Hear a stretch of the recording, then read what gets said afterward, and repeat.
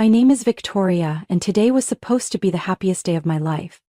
The morning in the seaside town of Carmel by the sea was filled with sunshine, the sky as blue as a blessing for my wedding to Jason, the man I had loved for 7 years. The small St. Andrew's church covered in white orchids and soft music welcomed each guest in a solemn atmosphere. I stood in a small room behind the sanctuary, nervously adjusting my veil in front of a large mirror.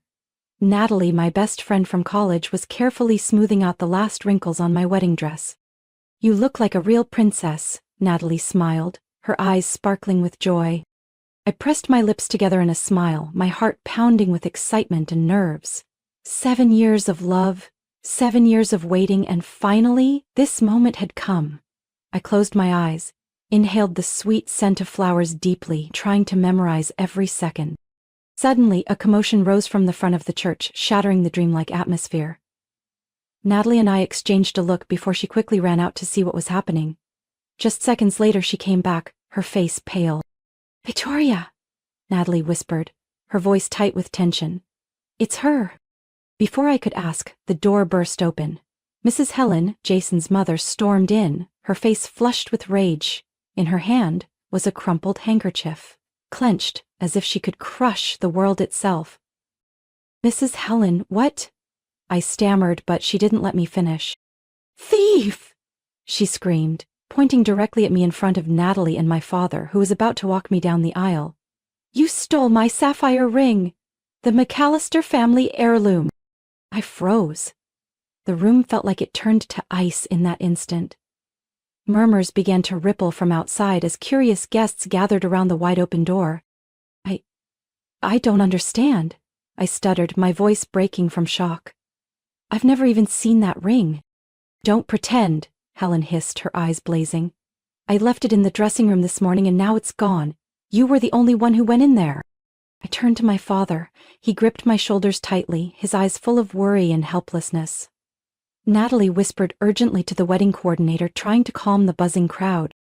At that moment, Jason appeared, his face tense, his eyes scanning from his mother to me. "Victoria," his voice was low, heavy like lead. "Is it true?" I felt like I was falling into an endless void. The man I loved, trusted more than myself, was questioning me. Right there, under everyone's judgmental gaze. "Jason," I whispered, tears burning down my cheeks. "I swear to you, I didn't do it. I never even touched that ring." But Jason's eyes were clouded with doubt. He said nothing, just stood there, fists clenched at his sides. Helen wouldn't back down, her shrill voice cutting through the room. "If you have any decency, return it now. Otherwise there will be no wedding." The air felt suffocating, ready to explode. Every eye was on me, the whispers pricking at my skin like invisible needles. Jason spoke slowly, his voice cold and merciless. "If you took it, Victoria, give it back. Otherwise, I can't go through with this." I clutched my chest as if to keep my heart from shattering. The dreams of a future together, the months spent planning this day, all crumbled in an instant. I looked straight into Jason's eyes, the eyes that once held all my love. "If you can't believe me today," I whispered, each word slicing through the heavy silence, "then we shouldn't get married." Without waiting for his reaction, I gripped my father's arm and turned away, leaving behind Jason's choked call, the shocked stares, and the searing pain tearing through my soul. Outside, the sun still blazed down, but inside me there was only a frozen void. I rushed out of the church, my father's hand gripping mine tightly as if to keep me from collapsing under the weight of all the staring eyes. Each step on the cold stone felt like a knife cutting into my heart. My pure white wedding dress swept the dusty road, dragging the shattered pieces of my dream behind it. Natalie ran beside me, panting. "Victoria, wait!" I called. "A car," she whispered, glancing nervously at the gathering crowd as if my ruined wedding was the town's latest spectacle. I couldn't hear anything anymore. Every whisper, every stare cut deeper into me like invisible blades. Jason didn't run after me. No explanations, no attempt to fight for me.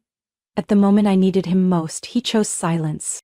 The car Natalie called pulled up to the church steps. My father opened the door, his hand never leaving my shoulder. "Let's go, sweetheart," he said, his voice steady like the last standing pillar in a storm. I climbed into the car, my wedding dress tangling at my feet, my soul torn to shreds. Natalie got in beside me, glancing nervously out the window, as if half expecting Jason to appear. But he didn't. Only Helen's angry face and the crowd's curious stares remained. The car sped off through the bright California sunshine, but inside me everything was gray and cold. I leaned my head against the window, letting the tears stream down my burning cheeks. "Should we go to my place?" Natalie asked softly. I nodded weakly. I couldn't go back to my apartment. Every corner held memories of Jason. Every photo, every little decoration would scream betrayal at me. The car pulled up in front of Natalie's little hillside house, the same place we used to gather in our college days. My father got out first, opening the door for me like I was still his little girl going to a birthday party. I stepped into the house, feeling empty. Natalie wrapped me in a soft towel, then silently made tea while my father stepped outside to call my mother and deliver the devastating news. I curled up on the sofa, my crumpled wedding dress clinging to my cold body. Everything had happened so fast, so cruelly.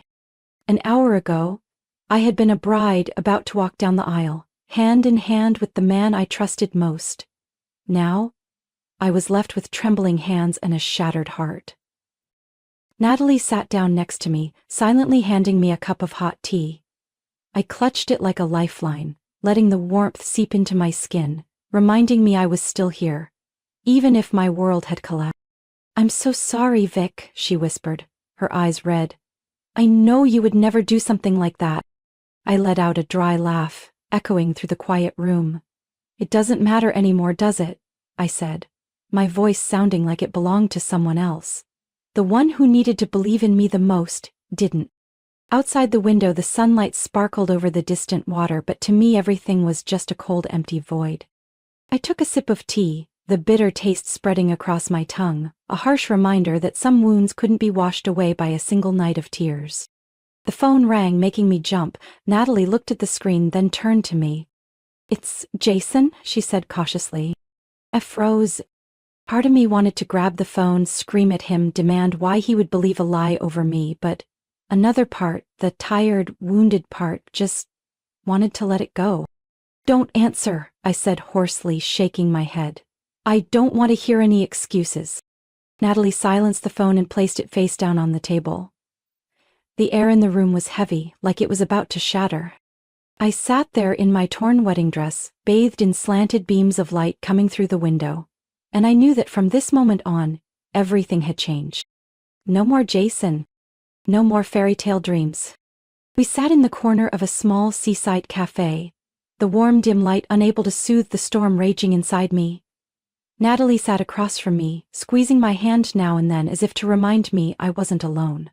My father stood by the door, his eyes sharp and watchful like an old warrior guarding the last piece of dignity left. I hadn't even taken a sip of tea when the door swung open. Jason stepped in, his face gaunt, his eyes bloodshot from lack of sleep. His gaze swept across the cafe and landed on me. "Victoria," he called softly, quickly making his way over to our table. I gripped my teacup tighter, feeling the cold seep into my bones. Jason pulled out a chair and sat down. There was only a small table between us, but it felt like an ocean. He swallowed hard, his eyes flickering between guilt and confusion. I just want to hear you say it one more time." I looked straight at him, my heart numb. "What exactly do you want to hear, Jason?" I asked, my voice no longer trembling like last night but cold and ruthlessly calm. "Just admit it," Jason whispered, bowing his head. "Just say you took the ring in a moment of weakness and I'll forgive you. We can put all of this behind us. We can still have our wedding." I let out a laugh, sharp enough to silence the entire cafe. "You want me to confess just so it'll be easier for you to forgive me?" I repeated, each word slicing through the suffocating air. Jason didn't answer, his hands clenched into tight fists on the table. I looked at him. The man who once meant everything to me, now small, weak, and heartbreakingly cowardly. "No," I said firmly, "I didn't do it, and I will not lower myself to confess just to soothe your weakness." Jason's eyes darkened. In an instant I saw anger flash through him. He shot up from his chair, leaned in close, his voice a low growl. "Who do you think you are? If it wasn't you, then who else could it have been? The words hit me like a slap, my blood boiled to my head. Without thinking, I swung my hand and slapped him across the face. The sound cracked through the heavy air. Jason stumbled back a step, his face flushing with shock and rage. Guests turned their heads, whispering. In a split second, things spun out of control. Jason lunged toward me, his eyes blazing with a fury I had never seen before. Before I could react, a sharp pain exploded on my left cheek. His hand had struck me, hard enough to make me stagger back, nearly falling off my chair. My father immediately rushed over, shoving Jason back, his voice a deep growl. "What do you think you're doing?" Jason struggled, but my father held him firmly, his eyes blazing with a fury like he was ready to tear the world apart to protect me. Natalie rushed behind me, steadying me as I clutched my burning cheek, dizziness washing over me.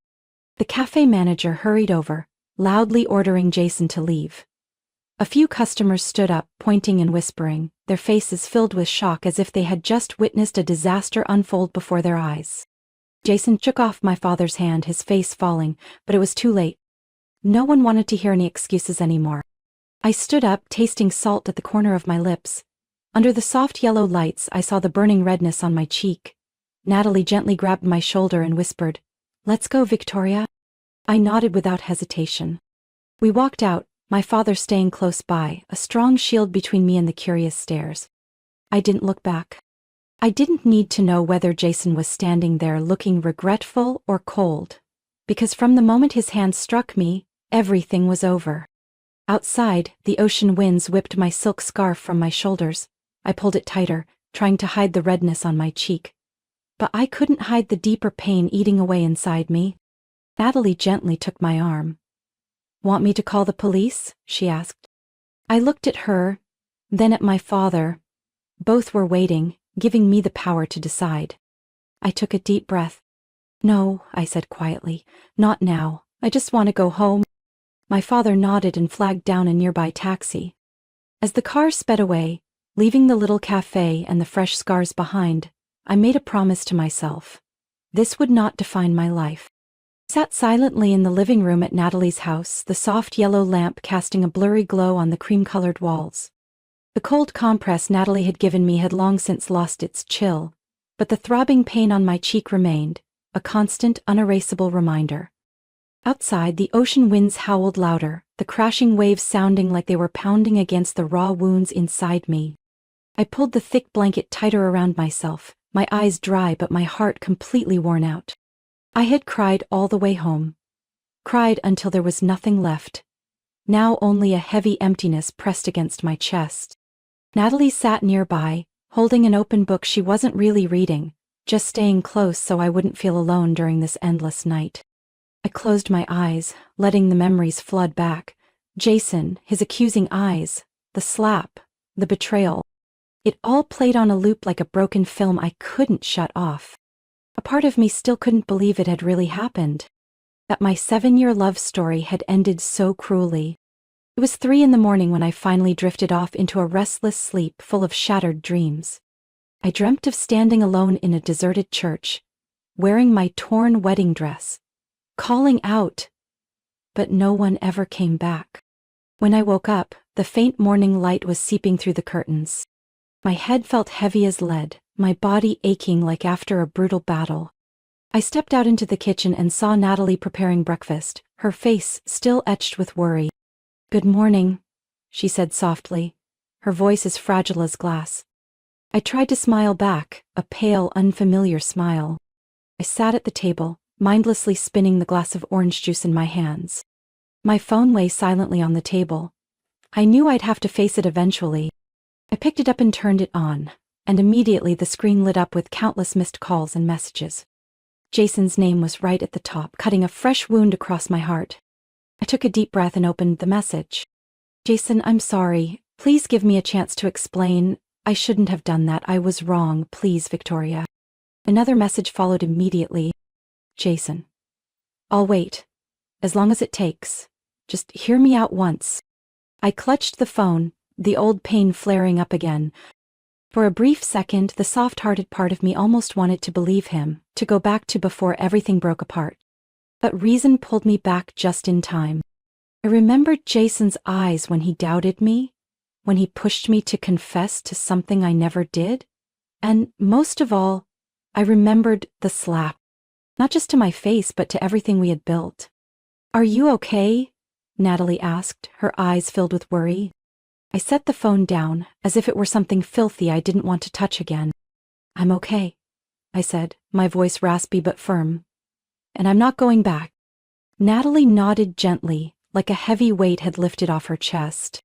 I knew this decision would mean lonely days, awkward questions from friends and family, endless whispers. But I also knew forgiving Jason wasn't salvation. It would only extend the pain and bury my dignity deeper. I picked up the phone, dialed Jason's number. After a few rings, he answered, his voice rushed. "Chill out. Yeah, Victoria, please, just let me meet you, explain." I cut him off, my voice calm, almost chilling. "There's no need, Jason."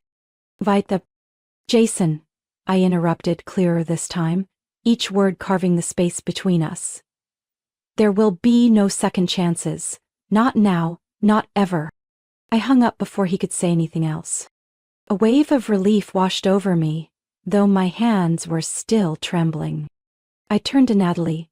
She smiled warmly, proudly. Yesterday I was the abandoned bride.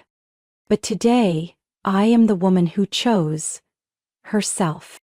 2 days later, just when I thought everything might finally settle down, another message from Jason appeared on my screen. "Victoria, please, give me a chance. There's something you need to know. Meet me at Beacon Cafe 10 a.m. tomorrow. If you don't come, I'll understand." I stared at the message, torn inside. Part of me wanted to delete it and move on, as if the past had never existed. But another part, the part still craving the truth, wouldn't let me ignore it. The next morning, with the early sunlight thin as silk, I walked into Beacon Cafe with a heavy heart. Natalie had insisted on coming with me, but I refused. This conversation, I needed to end it myself. Jason was already there, looking noticeably thinner, his faded blue shirt wrinkled. When he saw me, he immediately stood up, looking nervous. I didn't greet him. I just coldly pulled out a chair and sat down. "Say what you need to say," I said, my voice dry. Jason swallowed, his eyes darting away before he finally took a deep breath. "Victoria, the ring, my mother found it." I frowned. "Found it?" Jason nodded, his voice hoarse. "She accidentally left it in her nightstand drawer. She didn't even remember putting it there." A chill ran down my spine. "So?" I clenched my hands to stop them from shaking. "All the accusations that day were baseless?" Jason lowered his head. I had a huge fight with my mom after finding out. I cut ties with them. I moved out." I laughed, a cold, hollow sound. "Moved out? Cut ties after everything? You think that's enough?" Jason looked up, his eyes pleading. "I know saying sorry isn't enough. I just want you to know you were innocent. I was a fool for not believing you." I looked at him, the man who once was my whole world, now just a stranger, full of regret. "Jason," I said, my voice calm as a still lake. "You didn't just not believe me, you chose to side with the person who humiliated me. You let doubt destroy everything we had." He reached out to grab my hand, but I pulled it back, feeling the coldness spread through me. "I regret it," Jason whispered, his voice shaking. "I lost you, didn't I?" I looked him straight in the eyes without flinching. "You did." No tears, no more begging, only the cold and inevitable end of a relationship that had rotted from its very roots. Jason bowed his head, his hands clenched tightly together as if desperately searching for a salvation that would never come again. I stood up, as light as an early autumn breeze. "Wish you happiness," I said, without bitterness, just letting go. As I turned and walked out of the cafe, the morning sunlight poured onto the steps, golden and warm. For the first time after all those dark days, I lifted my head high, filling my lungs with fresh air, feeling my heart beat steady once more. That afternoon, I returned to my apartment, carrying a strange mix of pain and relief. No more constant phone calls, no more haunting pleas. Just me in the familiar room, where every corner was filled with memories of Jason. I stood in the middle of the living room, sunlight slanting through the big windows, casting a glow over the sofa where we used to laugh together. My fingers brushed the framed photos on the wall, each item seeming to whisper, Why are you still holding on to the past? I walked over to the desk, where the wedding calendar, honeymoon plans, and guest list still sat untouched. A sharp ache stabbed through me as I read the neatly written words, Victoria and Jason's big day. I closed the planner, tore it into tiny pieces, and let the scraps of paper fall like snowflakes across the living room. That night, I sat in front of my computer, the cold blue glow reflecting off my still bluest left cheek. I opened my email and began typing a request for an extended leave of absence. My fingers moved across the keys, firm and without hesitation. Dear HR Director, I am requesting a 6-month leave of absence to recover my mental and physical health. I hope the company will understand, and I am committed to a thorough handover of my responsibilities.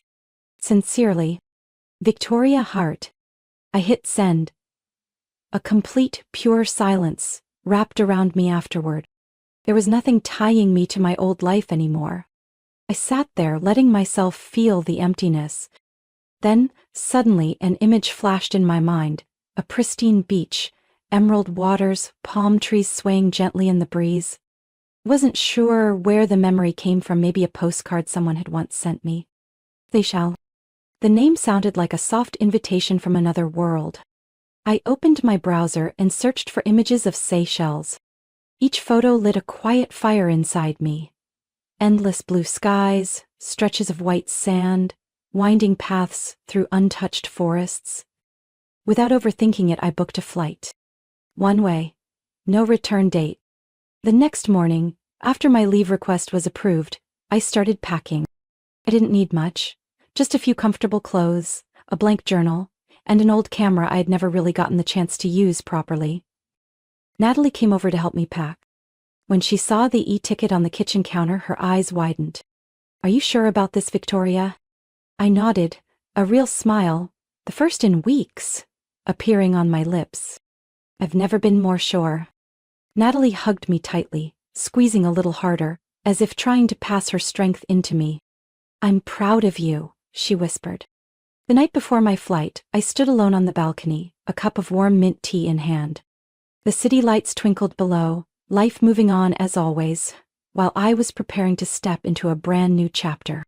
Part of me was afraid, leaving everything familiar behind, going alone to a foreign land. But the bigger part, the stronger part, craved to live true to myself, too fiercely to resist. The next morning, at the airport, I stood waiting with my small suitcase. No Jason, no shattered dreams, only me and a future yet to be written.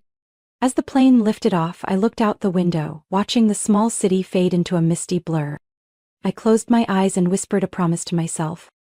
From today onward, I would no longer live to meet anyone's expectations. I would no longer force myself to be the perfect girl in anyone else's eyes.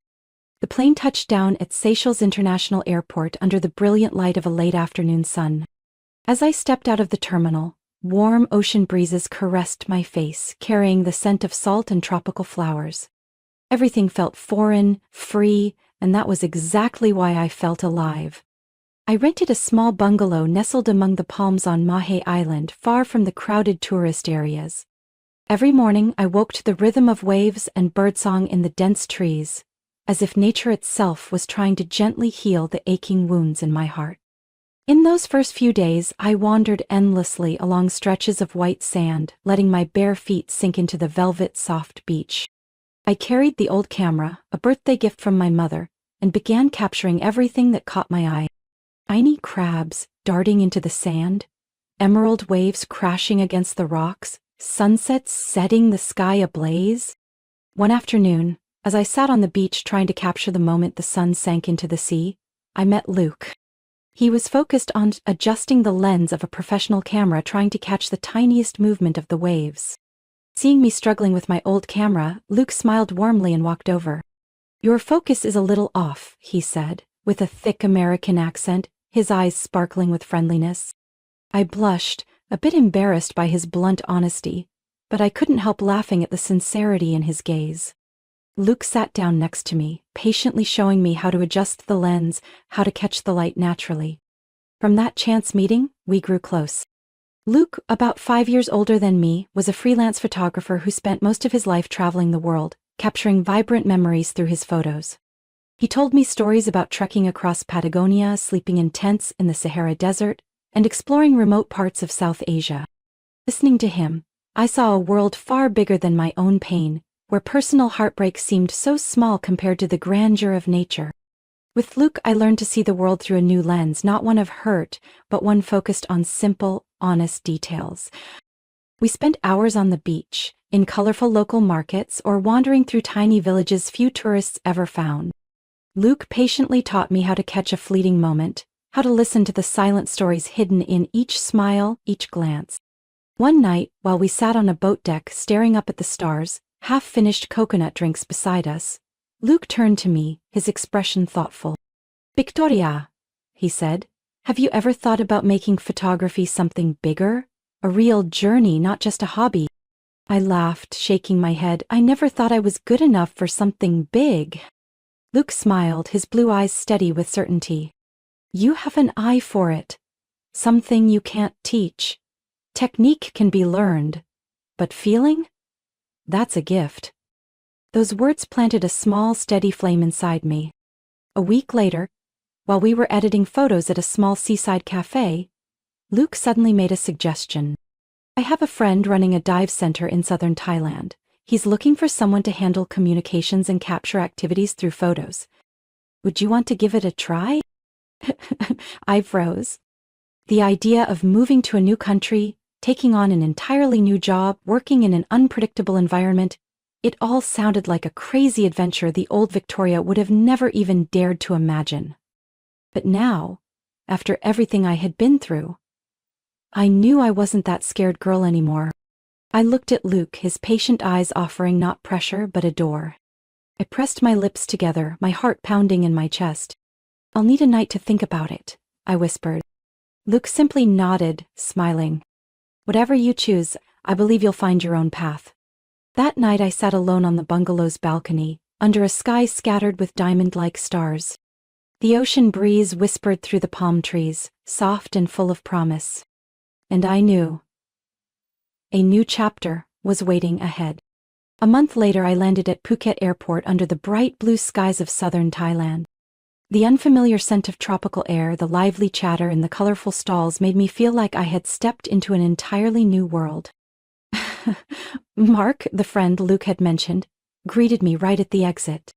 He was an American in his 40s, tanned and rugged, always smiling warmly. "Welcome to the land where shoes are optional," Mark joked, as he helped lift my suitcase onto an old pickup truck. I laughed, the first natural laugh in weeks, one that needed no effort at all.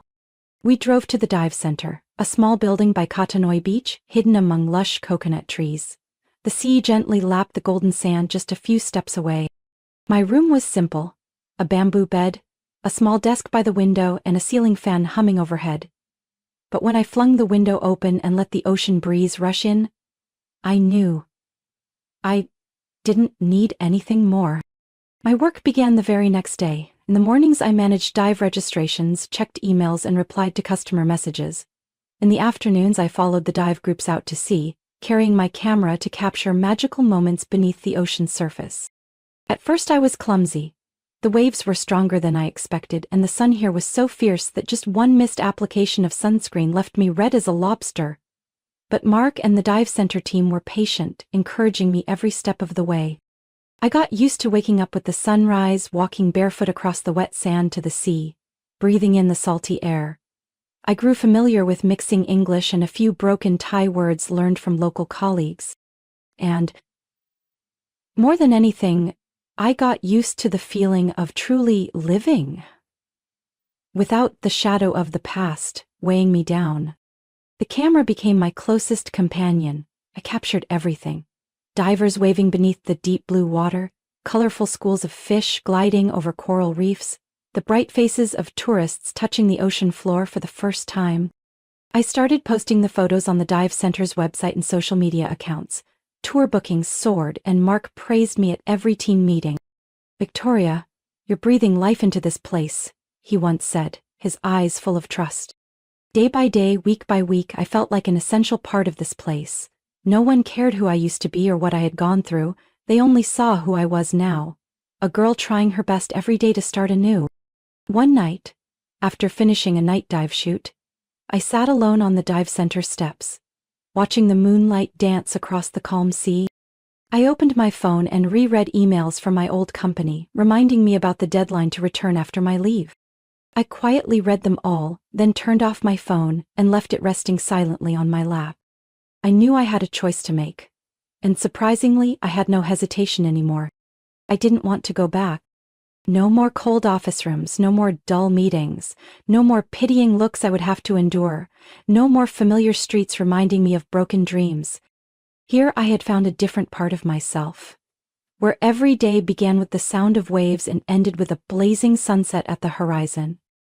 I stood up, wet sand clinging to my feet, and looked up at the star-filled sky. Tomorrow, I would write my official resignation email. The next morning, before the sun had fully pierced the light sea mist, I sat at the small wooden desk in my room, fingers poised above the keyboard. The old company's email still glowed on the screen, a silent reminder. I typed, slow but firm.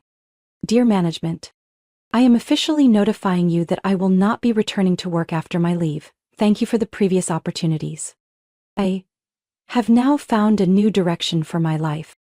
Wishing the company continued success. Sincerely, Victoria Hart. No hesitation, no regrets. I hit send and quietly closed that chapter. Outside, the ocean waves kept rolling onto the shore, steady and calm. Just like my heart, rediscovering its natural rhythm. From that day on, I began truly building a new life on this faraway land. I immediately signed up for a basic Thai course at a small community center about a 10-minute walk from the dive center. The first few classes were filled with laughter as I stumbled through pronunciations of Kob Kun Ka, thank you, and Sawazdee hello. Our teacher, a kind man named Chai, patiently corrected every small mistake, encouraging me step by step.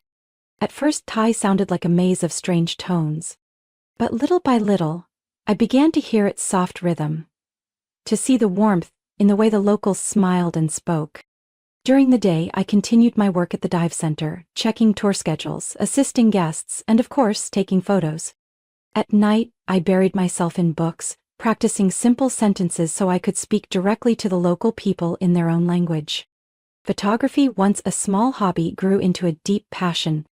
I didn't just capture underwater moments anymore. I sought out fishing villages, bustling night markets, quiet alleys where children laughed under dim lights. Every photo felt like more than just a beautiful image. It was a slice of life, raw, vibrant, and real. Mark, who had seen potential in me from the beginning, encouraged me to organize a small exhibition at the dive center. At first, the idea terrified me. But with his constant encouragement and the team's, I found the courage to do it. The night of the exhibition, my photos were printed large and hung along the dive center hallway. Tourists, locals, even seasoned divers all stopped for long moments before each frame.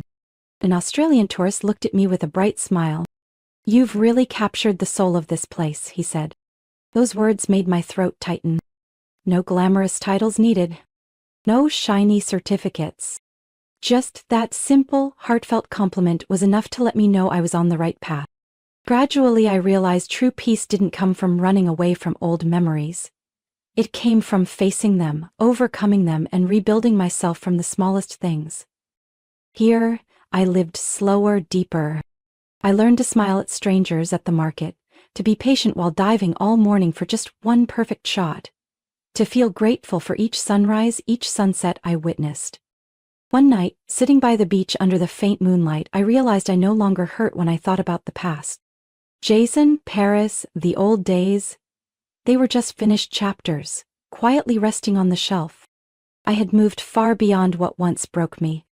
And more importantly, I had found something I never dared believe I deserved: pure, steady peace from within.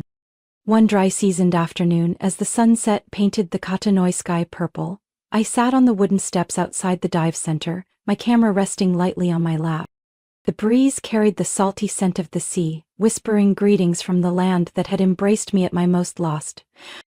I looked out at the horizon, the golden water glowing under the last light.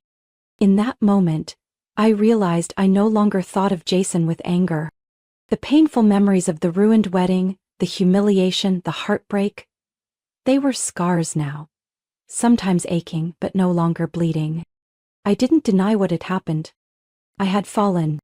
I despaired. But if not for that brutal blow, I might never have had the courage to let go of a life that no longer fit. If Jason hadn't turned away from me that day, I might still be clinging to a half-lived life, losing myself in hollow expectation. That pain, in the end, was the push that forced me out of the old cage, made me confront myself, asking, who am I really? How do I truly want to live? Now sitting under the vast high sky, I could finally answer. I am Victoria, a girl who once shattered, but who was strong enough to rebuild her life from the broken pieces. Life here wasn't always easy. There were days when big waves canceled all dives, weeks when business slowed and the center struggled. But every challenge made me tougher and deepened my love for the life I had built. I learned that happiness wasn't in grand things, it hid in small moments. A cold coconut water after a long dive. Laughter ringing out over the boat when spotting a pod of dolphins. The grateful look from a tourist receiving their best photo from the trip.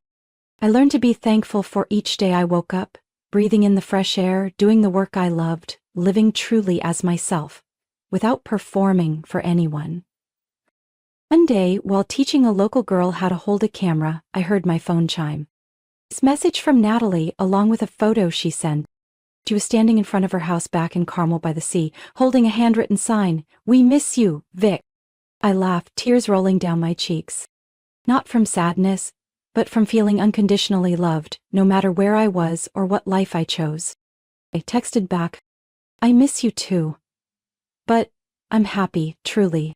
That night, I added one more line to my travel journal. Thank you to the things that broke. Thank you to the dead-end roads. Because it was there at the end that I found the path back to myself.